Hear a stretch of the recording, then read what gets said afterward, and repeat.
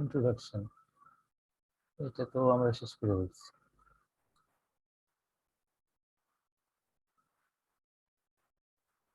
এটা তোমাদের দিয়ে দিছিলাম না?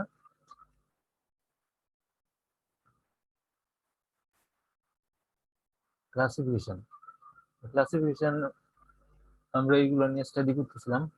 একটা হচ্ছে যে এটার ইন্টারনাল স্ট্রাকচারের বিভিন্ন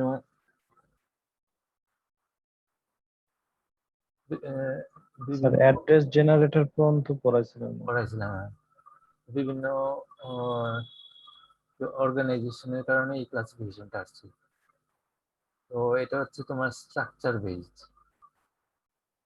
এলইউ তার ইনফরমেশন গুলা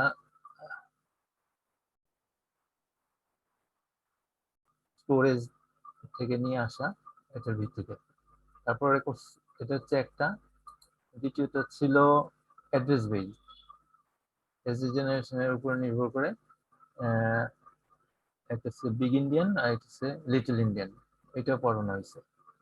তারপরে হচ্ছে ডেটা বেস, ডেটার ভিত্তিতে ভাগ হয়েছে align data, miss align data, এই তিনটা। আরেকটা হচ্ছে আমাদের এটা রিস্ক অ্যান্ড সিস্ক, এটা ইনস্ট্রাকশন টাইপ। তোমাদের রিস্ক একটা প্রসেসর, তোমরা ছবি দেখছো না? ভিডিও একটা পাঠাইছিলাম, অ্যাপেলের M1। M1, হ্যাঁ, M1টা ছিল রিস্কের। আর বাকি যেগুলো শুনো, i9, তারপরে i7 পেন্টিয়াম, তারপরে এএমডি যে সমস্ত অ্যাথলন, তারপরে এই যে তোমরা গত ইয়েতে কি যেন এটা রেজিন, সবগুলো হচ্ছে সিস্ক।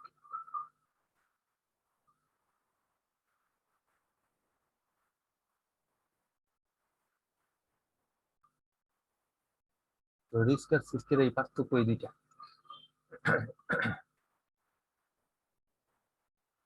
এএমডি শুরুর দিকে, এএমডির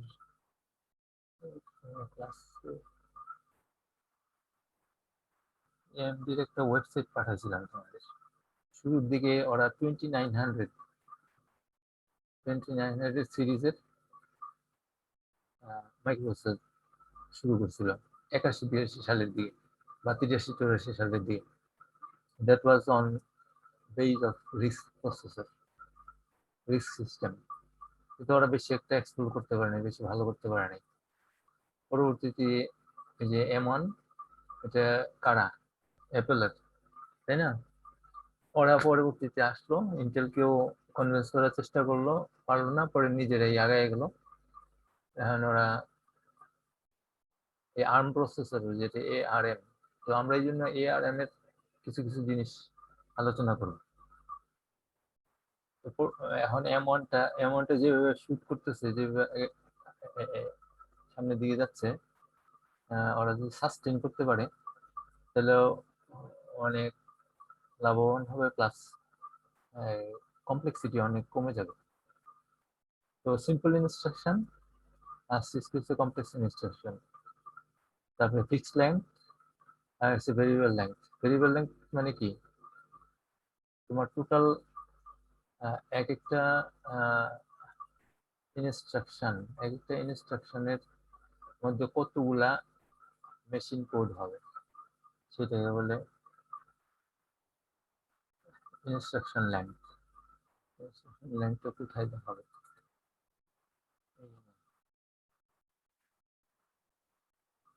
এই যে এটা একটা ইনস্ট্রাকশন লেংথ।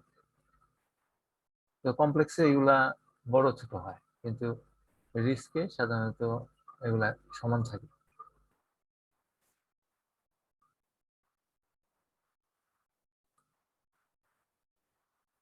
তো কমপ্লেক্স হচ্ছে ভেরিয়েবল লেংথ হয়।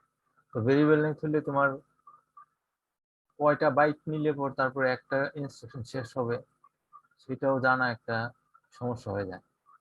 এই জন্য ইনস্ট্রাকশনের শুরুতে, শেষে, স্টার্টিং, এন্ডিং এরকম ইনফরমেশন দিতে হয়, অথবা শুরুতে বলে দিতে হয় যে এত বাইট পর্যন্ত লম্বা এই ইনস্ট্রাকশনটা। এডিশনাল ইনফরমেশন ইনস্ট্রাকশনের মধ্যে অ্যাড করতে হয় ভেরিয়েবল লেন্থের বেলায়। আর ফিক্সড লেন্থের মধ্যে এটা দরকার হয় না, এটা জানি যে আমি 4টা বাইট করে করে এক একটা ইনস্ট্রাকশন, তো 4টা বাইট একসাথে নিয়ে নেব।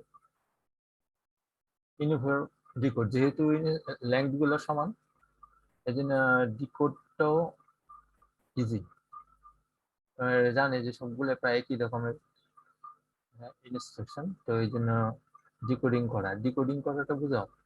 ডিকোডিং হচ্ছে আমার কতটুকু পর্যন্ত হচ্ছে অপকোড, কতটুকু অপারেন্ট, এই সমস্ত ভাগ করে দেওয়া, এটাকে বলে ডিকোড করা। তো ইউনিফর্ম ডিকোড জন্য ডিকোড সার্কিটটাও খুব সহজ, সিম্পল হয়, যার জন্য ফাস্ট হয়। আর নন ইউনিফর্ম ডিকোড তো এটা কমপ্লেক্স হয়, কমপ্লেক্স হলে ডিকোডিংটা সার্কিটটাও কমপ্লেক্স থাকে, এবং কমপ্লেক্স থাকার কারণে কমপ্লেক্সের পুরোটা যে সবসময় ইউজ হয় তা না। এই ইনস্ট্রাকশন হয়তো দেখা যায় যে 50% ইনস্ট্রাকশনই কমপ্লেক্স ডিকোডারটা খালি 50% জায়গায় ইউজ করে, আর বাকি এমনি করে রয়েছে।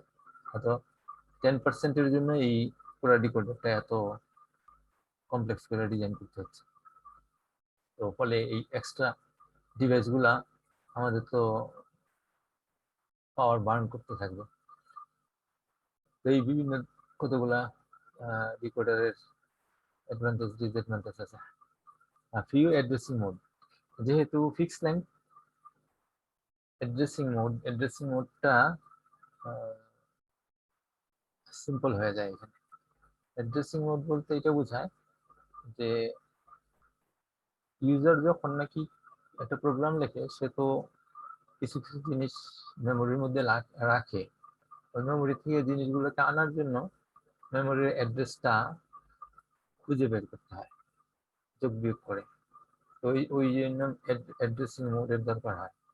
এখানে যেহেতু এটা সিম্পল, চেষ্টা করা হয় কি রিস্কের মধ্যে বেশিরভাগ ডেটাই রেজিস্টারের মধ্যে রাখা হয়, এবং ইনস্ট্রাকশন গুলোও রেজিস্টার বেসডই হয়, যার জন্য মেমোরিতে কানেক্টেড হয় খুব কম। মেমোরি থেকে শুধু 2টা ইনস্ট্রাকশন, লোড এবং স্টোর, এই জাতীয় 2টা ইনস্ট্রাকশন সাধারণত কমিউনিকেট করে মেমোরির সাথে, আর বাকিগুলা দেখা যায় যে রেজিস্টার বেস ইয়া হয়, ইনস্ট্রাকশন গুলা হয়। ফলে এই ইনস্ট্রাকশন মোড খুব বেশি জটিল হয় না। যদি এদের ইনস্ট্রাকশন মোডটা জটিল হয়, এটা ইনস্ট্রাকশন মোডটা জটিল হওয়াতে ইউজারের জন্য ইজি হয়ে যায়। ইউজার যেমনি ইচ্ছা সেমনি একটা প্রোগ্রাম লিখে দিতে চায়, সব ধরনের অ্যাড্রেসিংই এটা বুঝতে পারে, সলভ করতে পারে।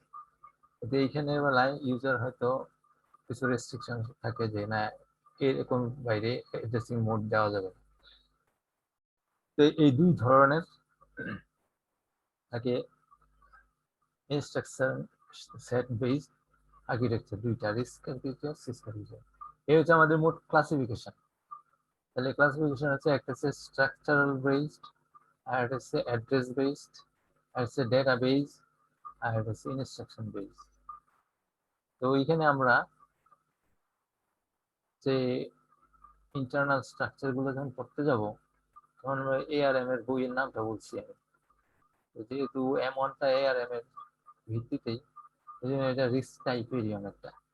সেই জন্য আমরা এই 3 ধরনের ইনস্ট্রাকশন নিয়ে আলোচনা করবো।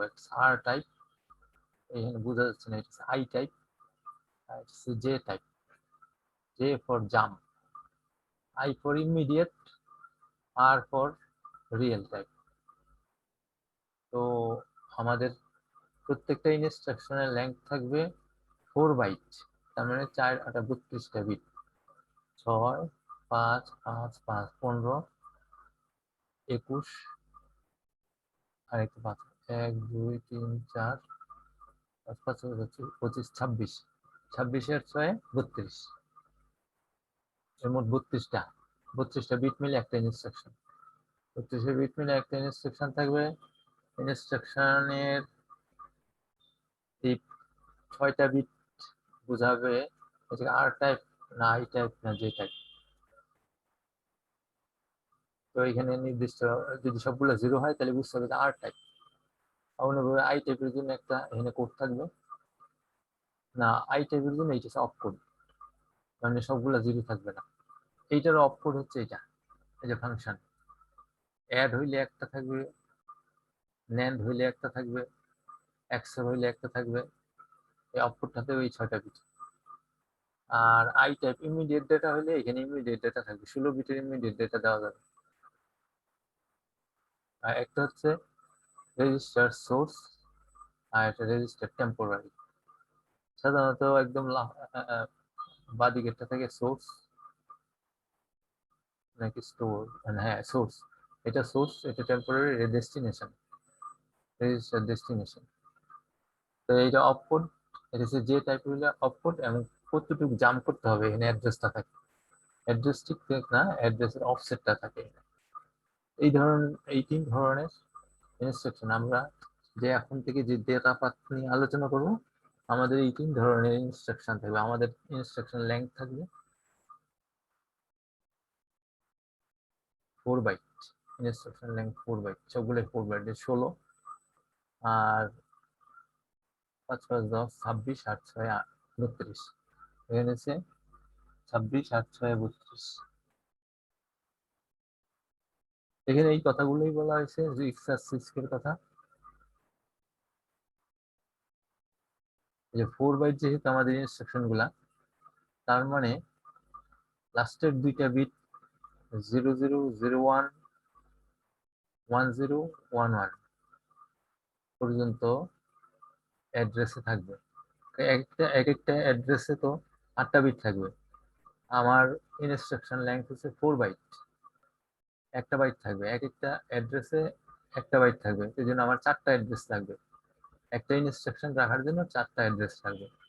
তো যেই সমস্ত অ্যাড্রেসের শুরু শেষে 2টা ডবল জিরো থাকে, তার মানে ওখান থেকেই একটা নতুন ইনস্ট্রাকশন শুরু হবে। ডবল জিরোটা হচ্ছে ইনস্ট্রাকশনের শুরু, তারপরে ওই ইনস্ট্রাকশনের সেকেন্ড পার্ট 01টা, 10টা হচ্ছে ইনস্ট্রাকশনের থার্ড পার্ট, 11টা ইনস্ট্রাকশনের ফোর্থ পার্ট থাকবে এরকম, যেহেতু 4 বাইট টোটাল লম্বা।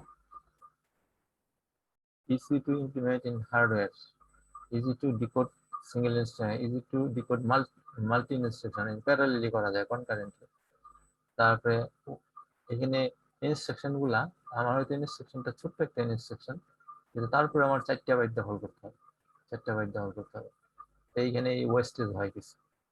Hard to extend new instruction, harder to extend new instruction, আমাদের লিমিটেড রিডিউস ইনস্ট্রাকশন, তো এই জন্য অন্য একটা ইনস্ট্রাকশন, নতুন একটা ইনস্ট্রাকশন যদি আমি অ্যাড করতে চাই, আসলে ওইটাকে আমাকে রিমোডিফাই করে এক্সিস্টিং ইনস্ট্রাকশনের মধ্যে কনভার্ট করে নিতে হবে। এই জন্য এইটাকে কনভার্সনটা করে নিতে হয় আলাদাভাবে। যেমন কমপ্লেক্স যে প্রোগ্রামগুলো আছে, কমপ্লেক্স ইনস্ট্রাকশনের, ওটাকে কম্পাইল করে আমার মেশিন কোডে এমন ভাবে করতে হবে যে রিডিউসড ইনস্ট্রাকশনের সাথে ম্যাচ করে। আর কমপ্লেক্সের জন্য কম্প্যাক্ট এনকোডিং, যেহেতু প্রত্যেকটারই আলাদা আলাদা অনেকগুলো ইনস্ট্রাকশন থাকতে পারে, রিডিউস ইনস্ট্রাকশন হয়তো 100-র নিচে ইনস্ট্রাকশন, আর কমপ্লেক্স ইনস্ট্রাকশন যে 200-250 টোটাল ইনস্ট্রাকশন থাকতে পারে, কিন্তু প্রত্যেকটা ইনস্ট্রাকশন আলাদা আলাদা কি বলে অপকোড আছে। তো এটা সরাসরি ইমপ্লিমেন্ট করে ফেলা যায়, যার জন্য আমার ডিকোডারটা অনেক কমপ্লেক্স হয়ে যায়, কিন্তু ফাস্টার হয়, এই জন্য খুব দ্রুত এনকোডিং করা যায়। Move logic to decode in a single instruction,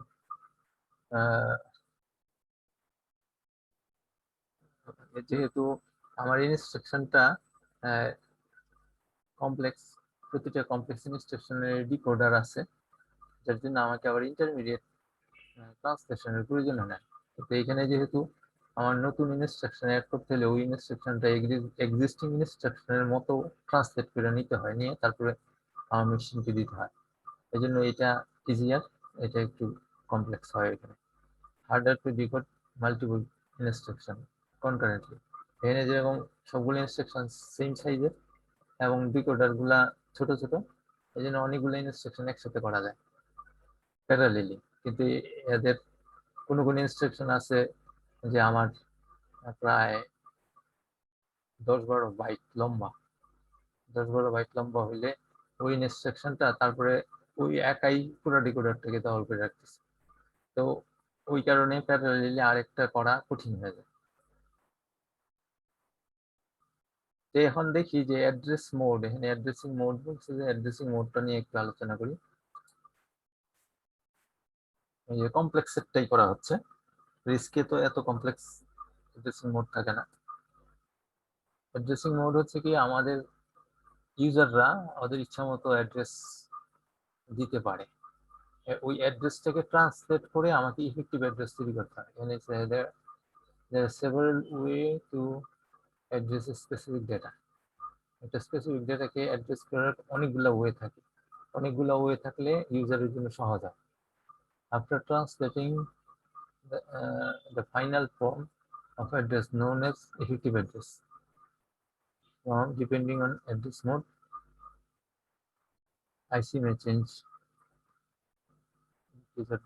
আচ্ছা, এখানে ইফেক্টিভ অ্যাড্রেস বলতে বোঝা যায় যে ফাইনাল অ্যাড্রেসটা, ফাইনাল অ্যাড্রেসটাকে অ্যাড্রেস করা হয় যেভাবে, ওইটাকে বলে অ্যাড্রেসিং মোড। অ্যাড্রেসিং মোডের মধ্যে কতগুলো আছে, একটা হচ্ছে register type, immediate type, displacement type, indirect type, index type, direct type, তারপরে এটা হচ্ছে মেমোরি ইনডিরেক্ট, তারপরে ইনক্রিমেন্ট, ডিক্রিমেন্ট, স্কেল, এই কতগুলো আছে।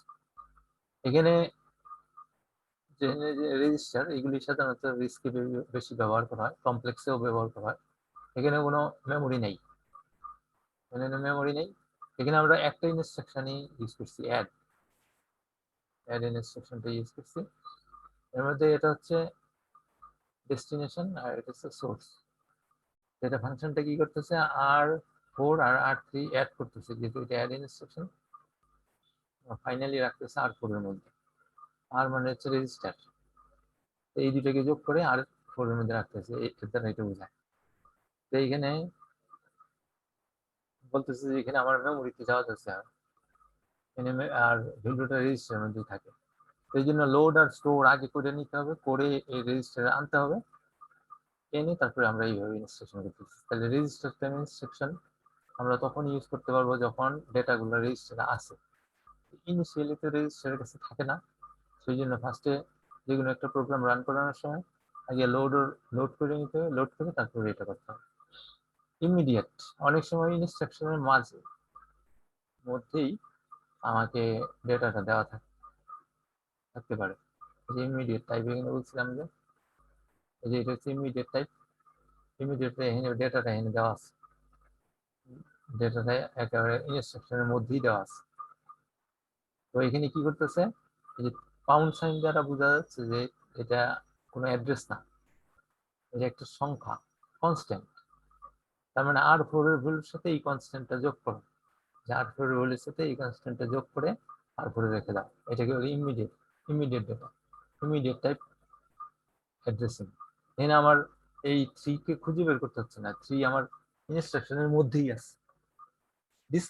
ডিসপ্লেসমেন্ট হচ্ছে বেশিরভাগ এইভাবেই করা হয়, যখন নাকি একটা প্রোগ্রাম শুরু করা হয়, প্রোগ্রাম শুরু করলে প্রোগ্রামের ইনস্ট্রাকশন গুলা একটা জায়গা থেকে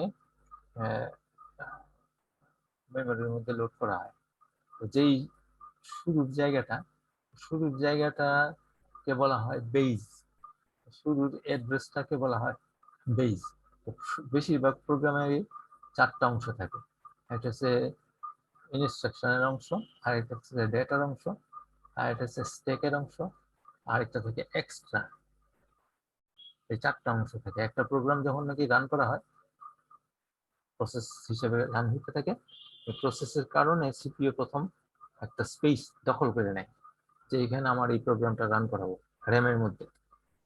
তো ওই স্পেসটার মধ্যে শুরু যে ওখানে থাকে ইনস্ট্রাকশন, তার কিছু দূর পরে থাকে স্ট্যাক, তার কিছু দূর পরে থাকে এক্সট্রা, তার নিচে থাকে, সবার নিচে থাকে ডেটাগুলা। তো যেখানে নাকি শুরু হয় ওইটাকে বলা হয় বেজ অ্যাড্রেস। সাধারণত একটা রেজিস্টার মধ্যে বেজ অ্যাড্রেসটা রাখা হয়, এই যে বেজ। তো এখন আমার একটা ডেটা আছে, আমি জানি যে বেজ থেকে 100 ঘর পড়ে, 100টার অ্যাড্রেস পড়ে।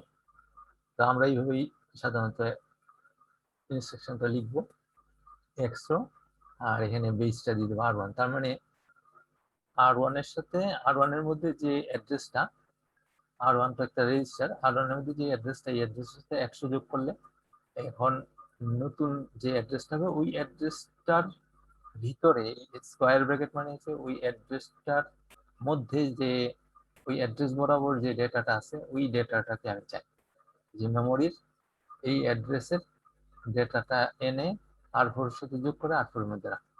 তো এই যে এখানে বেস যদি 500 হয়, 500 সাথে 100 যোগ হয়ে 600 হবে, 600 ওখানে যে ডেটাটা আছে ওই ডেটাটা R4 এর সাথে যোগ হয়ে R4 এর মধ্যে রাখবে। এই যে এখন এই যোগ বিয়োগটা করলাম, অ্যাড্রেসটাকে বাইর করলাম, 500 যে বের হইলো, এটাকে যদি এটা যদি না এটা যে 500 আর এখানে যদি 600 যে বের হইলো, 600টা হচ্ছে ইফেক্টিভ অ্যাড্রেস। এই ক্যালকুলেশন করে ইফেক্টিভ অ্যাড্রেস ফার্স্টে এই ক্যালকুলেশনটা প্রথম এলিউ এই অংশটা কাজ করে করে অ্যাড্রেসটা বের করে আনে, ওই অ্যাড্রেসটা থেকে ডেটাটা বের করে এনে তারপরে ওই পরবর্তীতে এই পুরো কাজটা করে। তো যখন নাকি আমার এই ইনস্ট্রাকশনটা যায়, ইনস্ট্রাকশনের প্রথম এই অংশটা একটা কাজটা করে নেয়, এই কাজটা করার পর সে সিগন্যাল দেয়, তখন সেকেন্ড কাজটা এডিশনের কাজটা করে। তো ডিসপ্লেসমেন্ট টাইপ অ্যাড্রেস হচ্ছে এরকম, যে বেস থাকবে তার সাথে একটা সংখ্যা থাকবে যেটা নাকি বেস থেকে কত দূরে, ইনডিরেক্ট এখানে R1টা pointer or computed address pointer. তার মানে R1টা যে ভ্যালুটা নিচ্ছে, R1টা যে ভ্যালুটা নিচ্ছে ওই ভ্যালুটা হচ্ছে আমার ডেটার অ্যাড্রেস। R1টা হচ্ছে একটা অ্যাড্রেস নিয়ে রাখছে, R1টা হচ্ছে একটা অ্যাড্রেস নিয়ে রাখছে, ওই অ্যাড্রেসে যাব, অ্যাড্রেস বরাবর যেই ডেটাটা আছে ওই ডেটাটা হচ্ছে আসলে এটা আরেকটা অ্যাড্রেস, ওই অ্যাড্রেসটা মেমোরিটা ওই অ্যাড্রেসটাতে যাবে, এই জন্য ডাবল ব্র্যাকেট। ওই অ্যাড্রেস থেকে যে ডেটা আছে ওই ডেটাটা বের করে এনে R4 এর সাথে যোগ করে, এই জন্য ইনডিরেক্ট, সরাসরি R1 এর মধ্যে নাই, R1 এর মধ্যে অ্যাড্রেস দেওয়া আছে, ওই অ্যাড্রেস থেকে গিয়া নতুন অ্যাড্রেসে যেতে হবে, গিয়ে মেমোরির ওই অ্যাড্রেস থেকে বের করে এনে, এই জন্য এটাকে ইনডিরেক্ট। আর এটা হচ্ছে ডিসপ্লেসমেন্ট মানে বেজে থেকে কত দূর, আর ইনডিরেক্ট মানে এর মধ্যে নাই, এ তোমাকে অ্যাড্রেসটা বলে দিবে, ওই অ্যাড্রেসে গিয়ে ওটার মধ্যে নতুন অ্যাড্রেসে গিয়ে তুমি ডেটাটা পাবা। এই যে এই অংশটাকে ক্যালকুলেট করতে হবে, এই ক্যালকুলেট করার পরে আমি ইফেক্টিভ অ্যাড্রেস পাবো।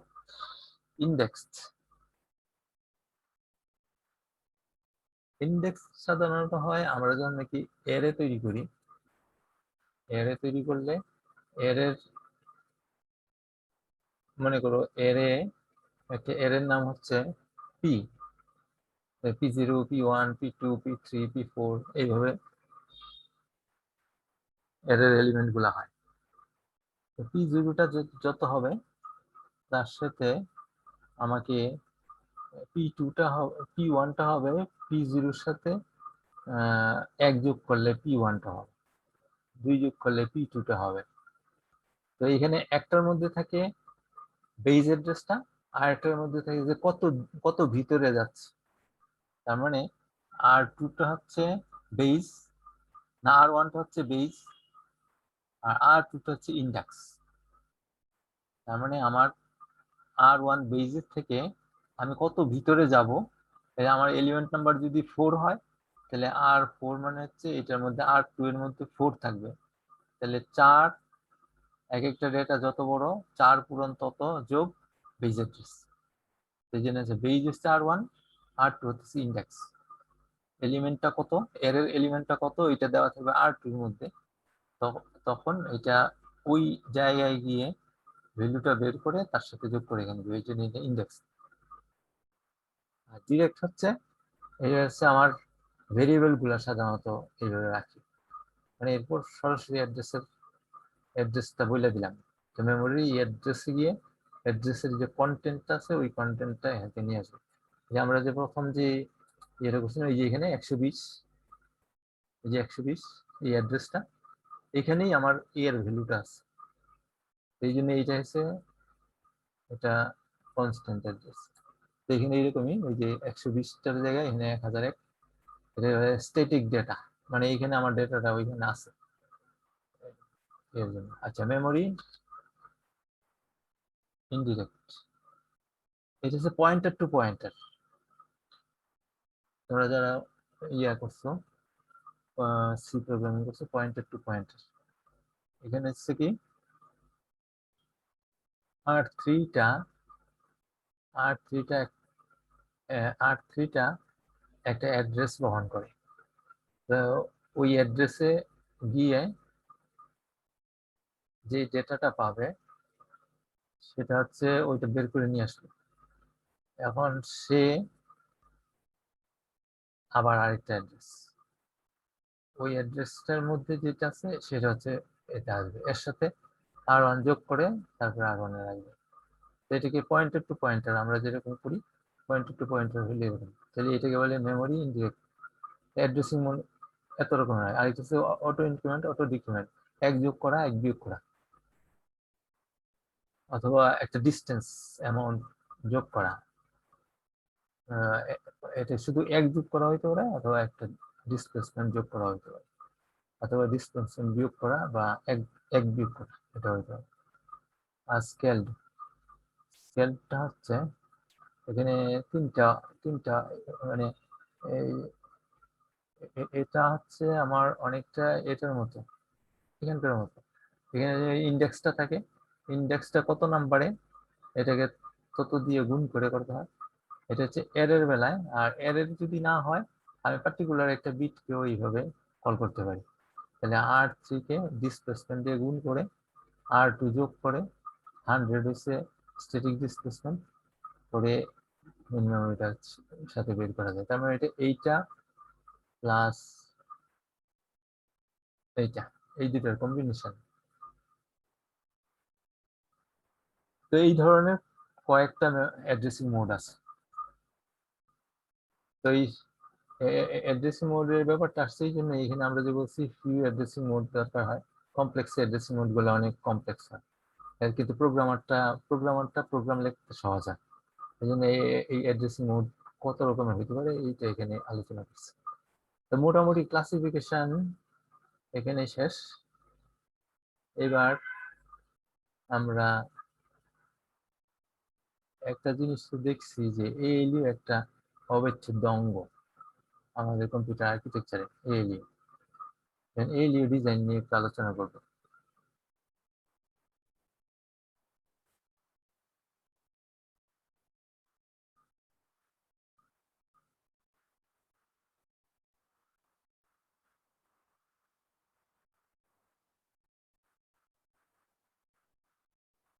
এগুলো তোমরা ডিএলডি তে বসছো সবাই, ডিকোডার, মার্কস, এগুলো তোমাদের সব ইয়েতে আছে। এটা হচ্ছে সাম, ফুল এডার। ফুল এডারে কি হয়, দুইটা এক্সেল মিলে ফুল এডার হয়।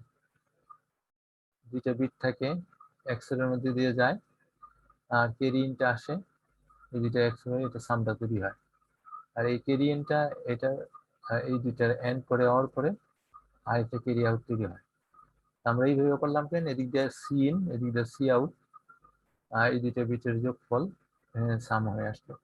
এটা এই জন্য করা হয়েছে, আমরা যখন নাকি মাল্টিপল বিট এএলইউ তৈরি করতে চাই, যে ওয়ান বিট ফুল এডার মাল্টিবিট তৈরি করতে, তাহলে উপর থেকে নিচের দিকে ফ্লোটা হবে।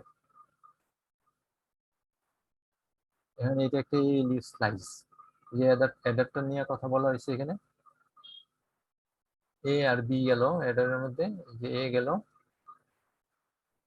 যে বি গেল, এখান দিয়ে সামটা বেরিয়ে আসলো, আর সি আউটটা এদিক দিয়ে বেরিয়ে আসলো, এদিক দিয়ে সি ইনটা আসলো।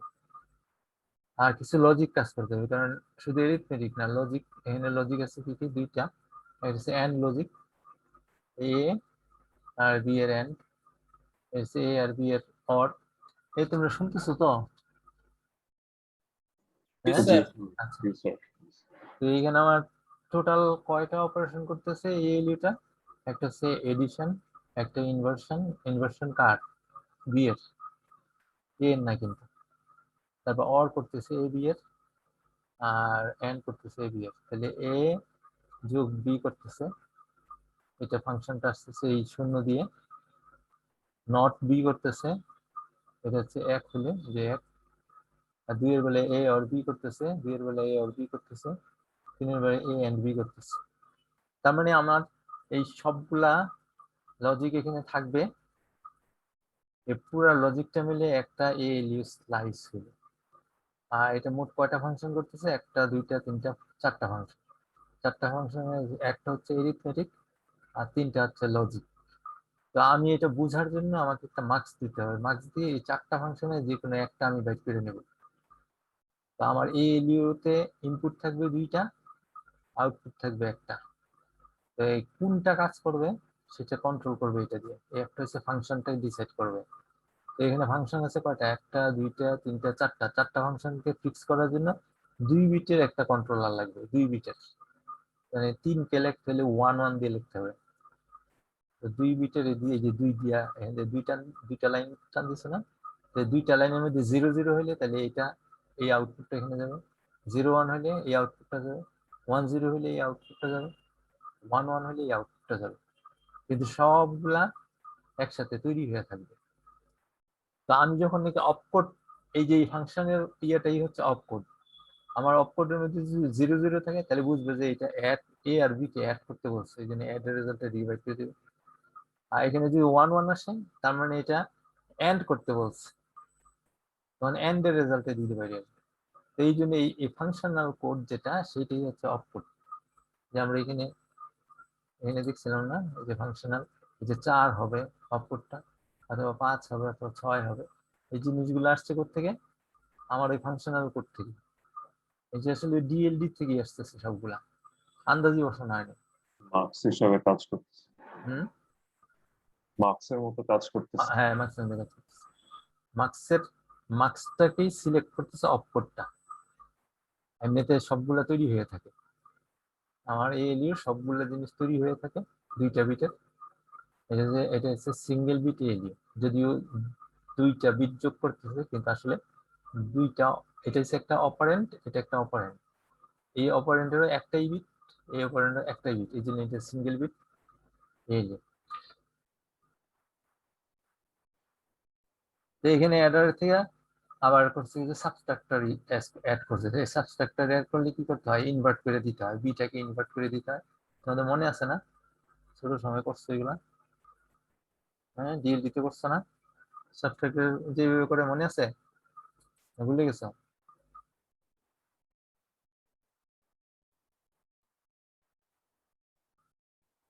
এরর সাবস্ট্রাক্টর, এই এরর সাবস্ট্রাক্টরের বেলায় কি করা হয়? এররের বেলায় করা হয় এ সরাসরি চলে যায়, আর বি ও সরাসরি চলে যায় যদি অ্যাডার হয়। আর যদি সাবস্ট্রাক্টর হয়, এ যায় আর বি ইনভার্ট হয়ে যায়। মনে আছে কিনা? তোমরা এইগুলো করছো?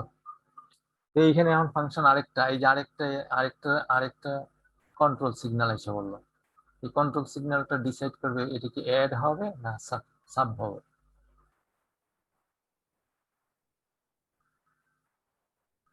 এই যে এইটা তোমরা ডিএলডিতে করছো, এগুলো সব হইতেছে। আচ্ছা, এখানে দুইটা জিনিস আছে, তোমরা এটা দেখে নিও। তোমরা এইগুলো ডিএলডিতে করছো, ওভারফ্লো আর এটা হচ্ছে জিরো। ওভারফ্লোটা বের করতে হয় লাস্টের যে ফুল অ্যাডারটা হয়। আমার এই যে S0 S1 S2 এইভাবে, এটা হচ্ছে এলএসবি, এটা হচ্ছে এমএসবি। এমএসবির ক্যারি আউটটা, তার আগের ক্যারি আউটটাকে অ্যাক্সেল করলে ওভারফ্লোটা ধরা যায়। এটা তোমরা এখন জেনে নাও, এটা কিভাবে ধরা যায় এখানে দেওয়া আছে এক্সাম্পলটা, তোমরা দেখে বুঝে নিও। এটা ডিএলডি কাজ।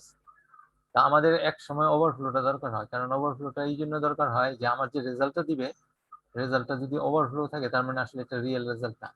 এটা যতটুকু ধারণ করতে পারে তার থেকে বেশি দেওয়া হয়ে গেছে। আমি মনে করো যোগ করতে পারবো ম্যাক্সিমাম 7-এর সাথে 7 যোগ করতে পারবো, আমার এখানে দিয়ে দিচ্ছে যে 9 যোগ 9, তাহলে তো সে ওভারফ্লো দেখাবে। তো এই শেষের দুইটা যদি এক্সের করা হয় তাহলে ওভারফ্লো দেখায়। আরেকটা জিনিস রাখতে হয় ফ্ল্যাগ হিসাবে, যে পুরা রেজাল্টটা জিরো কিনা। এই যে জিরো ফ্ল্যাগ আরেকটা লাগে। এই সব আউটপুট গুলোকে এন্ড করে, সব আউটপুট গুলোকে এন্ড করে দেখতেছে, যদি এন্ডের রেজাল্ট জিরো হয় তার মানে সে সবগুলাই জিরো। তার মানে আমার এই অপারেশনের পরে যে রেজাল্টটা পেয়েছি, এই রেজাল্টটা দিয়ে যদি আমি কাউকে ভাগ করতে চাই, তার আগে এই জিরো ফ্ল্যাগ বলবে কি যে না, এটা দিয়ে ভাগ করা যাবে না, কারণ এটা তো জিরো। জিরো দিয়ে কাউকে ভাগ করলে তো তুমি ইনফিনিটি পাবা, কোনো রেজাল্ট পাবা না। এই জন্য আমাদের এই দুইটা ফ্ল্যাগ, এই দুইটা ফ্ল্যাগ মানে হচ্ছে, এটা বলতেছে you got a wrong result, আর এটা বলতেছে you got a zero result. এই জন্য আমরা তাহলে এর মধ্যে আরো কিছু অ্যাড করতে চাচ্ছি।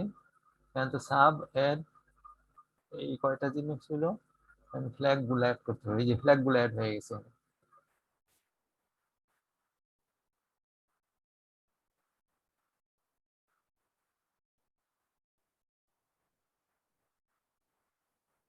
আর এর মধ্যে শিফটারও থাকতে হয়।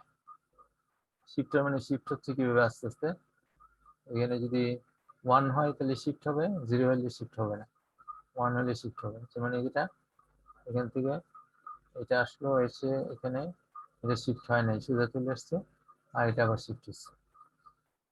শিফটার এই ভিতরে হচ্ছে। তো এটা দুইটা স্লাইড আছে, এখানে দেখাচ্ছে যে মাল্টি বিটের, আর ওইটা দেখাচ্ছে শুধু সিঙ্গেল বিটের। মাল্টি বিটেরটা কিভাবে ডিজাইন করে, 32 বিটের এলইউ। প্রথম দেখাচ্ছে এন্ড আর অর, দুইটা ফাংশন কিভাবে 32 বিটের করতে হবে। তো যদি 0 হয় তাহলে হবে এন্ড, যদি 1 হয় তাহলে হবে অর। এই মার্কস আমার যদি এলইউ মধ্যে শুধুমাত্র, আসলে এটা হচ্ছে এলইউ না, এলইউ হবে, এরিথমেটিক নাই, শুধুমাত্র লজিক্যাল পার্টটা। তো লজিক্যাল পার্টটার মধ্যে দুইটা লজিক আমরা ইমপ্লিমেন্ট করতেছি, একটা হচ্ছে এন্ড আর একটা অর। তো এই প্রত্যেকটার মধ্যেই মার্কস আছে। এরকম আমার যেহেতু এটা 32 বিট, এই জন্য আমরা A0 থেকে A31, 32টা। এই লাইনটাকে এক এক থেকে ডেটা পাথ বলা হয়। এটা হচ্ছে একটা ডেটা পাথ, এটা আরেকটা, পুরোটা মিলে ডেটা পাথ। এটা কত বিটের ডেটা পাথ? 32 বিটের ডেটা পাথ। আমরা এতদিন আর্কিটেকচারে কিছুটা আলোচনা করছিলাম যে 8 বিটের আর্কিটেকচার, 16 বিটের, তারপর 32 বিটের সিপিইউ, 32 বিটের, 64 বিটের। 64 বিট মানে হচ্ছে এইরকম, এই এন্ড আর অর এর 64টা পেয়ার আছে। তো এইগুলো মানে বিট বাড়াইলে আমার লজিক অনেক বেড়ে যায়, আমার কাজ অনেক বেড়ে যায়, জায়গা অনেক দরকার হয়, পাওয়ার অনেক খায়। এটা যে 4 বিটের হইতো 1টা 2টা 3টা, আর এটা এর মাঝখানে আর নাই। এখানে যেরকম 2 এর পরে 3 আসতো, তারপরে শেষ হয়ে যেত 4 বিটের হইলে। আর এটা হচ্ছে 32 বিটের, আমার যদি 64 বিটের এক্সপেরিমেন্ট করতে হয় তাহলে এটা দ্বিগুণ, এখানে আবার আরো এতগুলা দিতে হবে। তো এখানে অপারেশনের সব জিরো গুলা দেখাচ্ছে কি এন্ড এর জন্য, এইটি হচ্ছে অফ কোডটা হবে ফাইনালি। তো এন্ড আর অর দেখাচ্ছে এখানে। এখানে সে এড এড এডের কাজটা করছে, ক্যারি ইন ক্যারি আউট, এদিকে সাম বেড়ে গেছে। এখানে একটু অন্যভাবে করছে, এটা দুইভাবে ফুল অ্যাডার ডিজাইন করা যায়। ক্যারি আউটের জন্য এরকম ভাবে করা যায়, এইবার ক্যারি চেইনটা করছে। এখন আমার এই যে A0 B0 যোগ করে যে ক্যারিটা আউট হবে, সেটা যাবে ক্যারি ইন হিসাবে A1 B1 এর সাথে, আর এটার যে ক্যারি আউটটা হবে সেটা যাবে A2 B2 ক্যারি ইন হিসাবে যাবে। তো এখানে এই সিরিয়াল এই চেইনটা হবে রিপল ক্যারি অ্যাডার। তো এখন এই অ্যাডারটাকে আমরা এর সাথে এন্ড আর অর এর সাথে যোগ করে একটা স্লাইস তৈরি করলাম। এতক্ষণ ছিল শুধু 2 ইনপুট মার্কস ছিল, এখন 3 ইনপুট মার্কস হয়ে গেছে। তো এই জন্য এইখানকার অপারেশনটাও চেঞ্জ হয়ে গেছে, যেহেতু 3 ইনপুট আছে এই জন্য ডাবল বিট হয়ে যাবে। 0 0 হবে এন্ড, 0 1 হবে অর, 1 0 হবে অ্যাড। সাবস্ট্রাক্টটা যোগ করলে এখানে 1 1টা সাবস্ট্রাক্ট হবে। সাবস্ট্রাক্টর করতেছে, এইগুলো ইনভার্টেড হয়ে যাচ্ছে। এই যে সাবস্ট্রাক্টরের পার্টটা এখানে আসতেছে। তো এখানে তাহলে কি হলো, এদিক থেকে আসবে, এটা দিয়ে আসবে হচ্ছে কি যে আমার লজিক, আর অ্যাড বা সাবস্ট্রাক্টটা ইয়ে করবে, তার সাথে এই অংশটা অ্যাড আর সাবস্ট্রাক্টটাকে ডিসাইড করবে। এই জন্য একটা হচ্ছে এটার থেকে একটা হচ্ছে সাবট্রাক্টরের বেলা শুধু এটা 1, আর এইগুলা হবে এরকম। অ্যাডের বেলায় এটাও 10, এটাও 10, আর অ্যাড আর সাবট্রাক্টরে এইটা 0 আর এটা 1, এই পুরোটা মিলে হবে একটা অপকোড। আচ্ছা, এবার এগুলো হচ্ছে আমার দেখাইলাম কিসে, আমার ডিএলডি ইউজ করে দেখাইলাম, তাই না?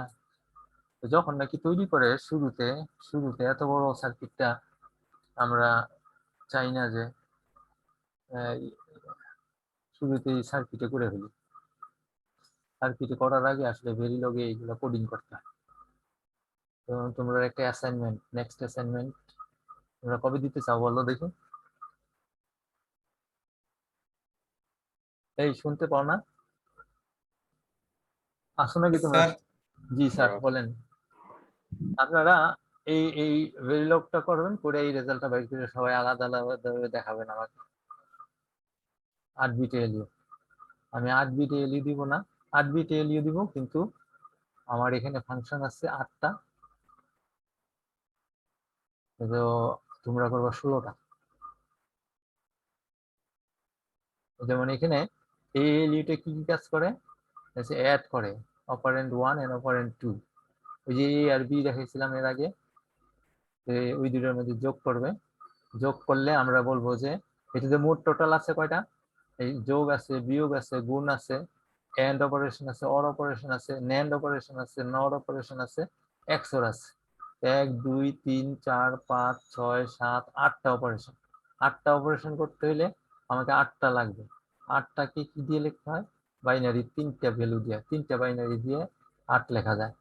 এই জন্য আমাকে 00 থেকে 111। তো যদি অপকোডটা যদি 000 হয় তাহলে বুঝবে যে এই দুইটা অপারেন্ডের মধ্যে যোগ করতে হবে। ওই যে স্ট্রাকচারটা দেখাইলাম আগে, তার মানে অ্যাডারের আউটপুটটা ম্যাক্সের মধ্যে দিয়ে বের করে দিবে। আর যদি এইটা হয় তখন করবে কি, সাবেরটা দিয়ে দিবে, মাল্টিপ্লিকেশনেরটা দিয়ে দিবে। তো এইখানে আছে কয়টা? এখানে আছে 8টা ইনস্ট্রাকশন, আপনারা করবেন স্যার 16টা ইনস্ট্রাকশন। হ্যাঁ, আরেকটা ক্লাস শুরু হয়ে গেছে। বাকি 8টা কিসের হবে? এটা আপনাদের সেটা নিজেদের ইচ্ছা, ইচ্ছা মতো আছে। হ্যাঁ ইচ্ছা মতো। ওকে, স্যার আমরা কি টেস্ট বেঞ্চও লিখবো না শুধু হ্যাঁ ভেরিলগ এটা করব? চলে গো। এই যে এইটা থেকে প্রথম ভেরিলগ কোডটা এখানে হয়েছে, ভেরিলগ কোডটা এখানে ইনপুট হচ্ছে এইটা, আউটপুট গুলো হবে 3 বিটের। এই যে আউটপুট গুলো এখানে 3 বিটের, কিন্তু তোমাদের জন্য হবে 4 বিটের, যেহেতু 16টা হবে। আর অপারেন্ট 7টাই থাক, অপারেন্ট 7টাই থাক, 8টা, আউটপুট হবে 16টা, আউটপুট হবে 16টা। আর ফ্ল্যাগ থাকবে ক্যারি আর ওভারফ্লো। না, এখানে জেড ফ্ল্যাগ আর ক্যারি ফ্ল্যাগ। ক্যারি ফ্ল্যাগ হচ্ছে ফাইনাল ক্যারিটা, এখানে ফাইনাল ক্যারি না বলে এটা তুমি চিন্তা করে ওভারফ্লো করতে পারো কিনা দেখো। তো এইখানে এইখানে ইয়েটা লেখা আছে, কোডটা লেখা আছে।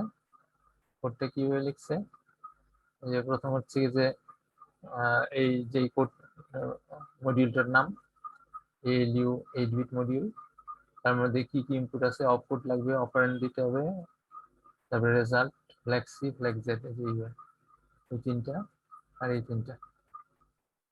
তারপর হচ্ছে ইনপুট আউটপুট হচ্ছে 3 বিটের, অপারেন্ড গুলো হচ্ছে 8 বিটের, তারপরে রেজাল্টটা 16 বিটের। আর এইগুলোর মধ্যে রেজিস্টার বলে দিতে হয়, আউটপুট গুলোকে রেজিস্টার বলে দিতে হয়, তাহলে এটা স্টোর স্টোর করে ধরে রাখে, আর নাহলে সাথে সাথে চেঞ্জ হয়ে যায়। আর এই প্যারামিটারটা দরকার নাই, কিন্তু প্যারামিটারটা হচ্ছে আমাদের বোঝার সুবিধার্থে, যে 00 মানে অ্যাড, 001 মানে সাব, এরকম। তো যখন নাকি আমি অপকোড, অপারেন্ড আর এটা দেবো, এই অলওয়েজ কথাটা দিয়ে বোঝা যাচ্ছে যে এই তিনটার যে কোনো একটা যদি চেঞ্জ হয় তাহলে এই অংশটা রান করবে। এই অংশটা কি বিগিন থেকে এই এন্ড পর্যন্ত। তার আগে এসে এন্ড কেস, এন্ড কেসটা হচ্ছে এই কেসের, এই কেসের মধ্যে অপকোডটা থাকবে, অপকোডের ভ্যালুর উপর ডিপেন্ড করে এন্ড হবে অথবা সাব হবে। যদি এন্ড হয় তাহলে এই অংশটা রান করবে, যদি মাল হয় তাহলে এই অংশটা রান করবে, যদি ন্যান্ড হয় তাহলে এই অংশটা রান করবে, তো যে কোনো একটা অংশ রান করে এটা এন্ড কেস হবে করে বের হয়ে চলে আসবে।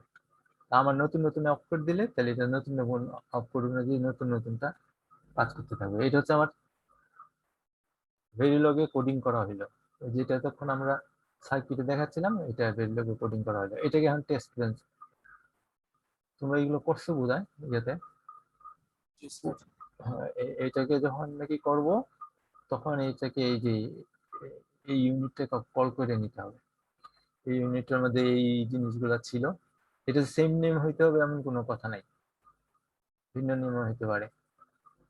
এই হ্যাঁ, তারপরে হচ্ছে কি আমার আউটপুট গুলাকে আমি নাম দিলাম ওয়্যার ওয়্যার করে। আর এখানে ইনিশিয়ালাইজেশনে কি হচ্ছে, অপারেন্ড গুলাও 0, অপকোডটাও 0, তার মানে অ্যাড এর কাজ করবে। তারপরে 100 সাইকেল পর্যন্ত আমরা ওয়েট করব। 100 সাইকেল পর্যন্ত, প্রথম 100 সাইকেল আমরা ওয়েট করব, কোনো কাজ করবে না। তারপরে করতেছি কি আমরা অপারেন্ড দিচ্ছি কি ডবল এ আর ডবল 5, দুইটা জিনিস। এই দুইটা জিনিস মধ্যে যোগ হবে, বিয়োগ হবে, গুণ হবে, এন্ড হবে, অর হবে, এরকম। এই কাউন্টটা হচ্ছে আমাদের বিভিন্ন অপকোড জেনারেট করবে।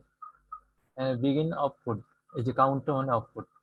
এবং শুরুতে কাউন্ট হচ্ছে 0, তার মানে অ্যাড অপকোডটা 0, তাই 20 সাইকেল এটা অপেক্ষা করবে, করে এটা শেষ হয়ে যাবে। এই তারপরে এক যোগ হবে ইয়ারটাতে, কাউন্টের মধ্যে, তখন এই অপকোডটা হয়ে যাবে 1, আবার 20 সাইকেল ওয়েট করবে। তারপরে 2, এইভাবে মোট কথা 0 থেকে 7 পর্যন্ত, 0 থেকে 7 পর্যন্ত আমাদের বিভিন্ন অপকোড আছে। অপকোড যেরকম বিভিন্ন, এই যে 0 থেকে 7 পর্যন্ত। তো এই সব কয়টা এক্সিকিউট করবে, সব কয়টা এক্সিকিউট করবে করে ফাইনালি রেজাল্ট দিবে এরকম। যেমন এখানে অপকোড দুইটা আছে, এ এ আর 5 দেখা যায়। এই প্রথম 100 পর্যন্ত এটা ইনিশিয়ালাইজেশন। তারপরে থেকে যে প্রথমটা হবে 0 মানে দুইটা যোগ হবে, এ এর সাথে 5 যোগ করলে এই রেজাল্টটা পাওয়া যাবে, বিয়োগ করলে এই রেজাল্টটা পাওয়া যাবে। এটা হচ্ছে রেজাল্ট। আর এটা হচ্ছে ফ্লেক্সি ফ্লেক জেড, এখানে দেখাচ্ছে। আর এইগুলো, এটা হচ্ছে এই অপকোডটা। প্রথম অপকোডটা হচ্ছে সবগুলা 0, তারপর হচ্ছে 1, তারপর হচ্ছে 2, তারপরে 3, 4, 5, 6, 7, আবার রিপিট হচ্ছে 0, 1, 2, 3, 4, 5, 6, 7। তোমাদের এখানে হচ্ছে 7 পর্যন্ত এন আছে, তোমাদের আসবে 16 পর্যন্ত, মানে 15 পর্যন্ত 4টা 1 হবে। অপকোড হবে 4টা 1 দিয়ে, 4টা 0 থেকে 4টা 1 দিয়ে, আর বাকি এই কাজগুলো হবে। আর এখানে যেহেতু 4টা 1 দিয়ে হবে, এখানে 0 থেকে 7 পর্যন্ত 7টা ডিফারেন্ট রেজাল্ট আসছে।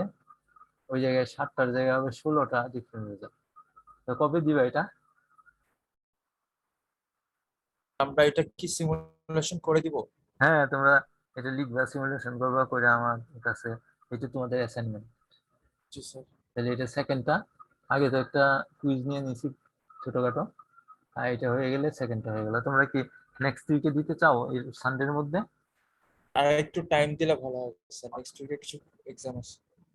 অগাস্টের 1 তারিখে? এই মাসে নিব না, আগামী মাসে? আর আগামী মাসের 1 তারিখ হলে তো স্যার এই 7 দিনই গ্যাপ পড়বে। 7 দিনই স্যার হয়তো। 1 মাস গ্যাপ পড়লো, কয় 7 দিন? জুনের পরে জুলাই না, আর এই জুলাইয়ের পরে অগাস্ট না? তো 2-3 উইক দেন স্যার, একটু ধীরে সুস্থে কইরা দেখি দুই তারিখ। দিব? তাহলে 8 তারিখ দিবা? হ্যাঁ, কি বলো? স্যার 2 উইক হলে স্যার বেটার বেশি হয় হয়ে স্যার, যায় 1 না? উইক বেশি কম হয়ে যায় স্যার। 2 উইকস হলে আবার বেশি বেশি হয়ে যায়। তাহলে কি 3 তারিখে দিবা?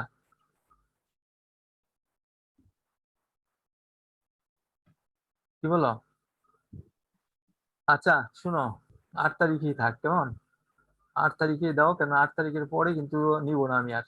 15 তারিখ পরবর্তী সানডেতে 15 তারিখ ছুটির দিন। তো 8 তারিখে মাস্ট তোমরা দিয়ে দিবে, 8 তারিখের মধ্যে। একজন আরেকজন এটা কপি করো না, কেমন? আর স্যার সবাই এই সবাই যে একই ফাংশন নিতে হবে এমন না, যার যে খুশি ফাংশন নিয়ে করবা। স্যার আর কেউ কোডটার কেউ যদি মেইন কেউ যদি ডিভাইড করতে চাও তাহলে কিন্তু তার আগে ভেরিফাই করে নিতে হবে যে ডিভাইড করতেছে যে ওই সংখ্যাটা 0 কিনা। অপারেন্ড অপারেন্ড 2 যদি 2 দিয়ে যদি অপারেন্ড 1 কে ডিভাইড করতে চাও, অপারেন্ড 2টা যাতে 0 না এটা আগে চেক করে নিতে হবে। হ্যাঁ বলো, কি যেন বলতেছিলাম। স্যার মেইন কোডটা কি স্যার এইটার মতোই হইতে হবে, না আমি যে কোনো ভাবে লিখতে পারবো? মানে এইখানে যেভাবে লেখা আছে বা এইখানে যেই ওয়েতে লেখা আছে। এইটার মতো সবার থাকতে হবে। আর তুমি যদি এডিশনাল দিতে চাও অসুবিধা নাই, ভিএসডিএল দিয়েও দিতে পারো। না না, ফিস ডিলের কথা বলতেছি না স্যার, আমি বলছি কোডের এইখানে যেইভাবে লেখা আছে স্ট্রাকচারটা কি সেম না, সেম হইতে হবে? এইরকম একটা সেম থাকতেই হবে। অনেকে আবার ইফ দেন এলস দিয়েও করতে পারে, ইফ দেন এলস দিয়ে করতে পারো, কেস দিয়ে না করে। তো যে যেভাবে করতে চাও করতে পারো, স্যার ঠিক আছে। কিন্তু এই একটা প্যাটার্ন থাকতে হবে এটার মতো, স্যার একটা কোডিং থাকতে হবে এটার মতো। এরপর এডিশনাল কেউ কেউ করে যদি দাও তাহলে তো আমি বুঝতে পারবো যে না সে নিজের থেকে করছে। তো জি স্যার। ঠিক আছে, আর কারো কোনো কোশ্চেন আছে?